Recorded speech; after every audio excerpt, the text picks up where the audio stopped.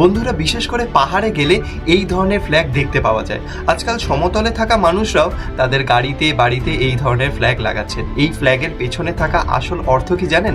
আসুন বন্ধুরা, আজ এই ভিডিওতে এই ফ্ল্যাগ নিয়ে আলোচনা করি। এই ফ্ল্যাগে লেখা থাকে ওম মনি পদ্মে হোম।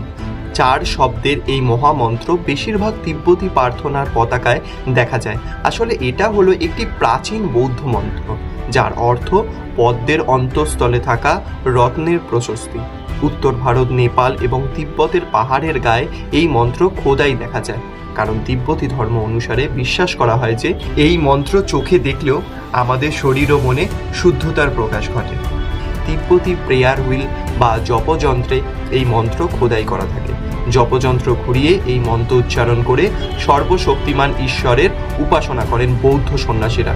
স্বয়ং দলাই লামা মনে করেন যে এই মন্ত্র উচ্চারণে আমাদের শরীর ও মনে বিশুদ্ধতার প্রকাশ ঘটে।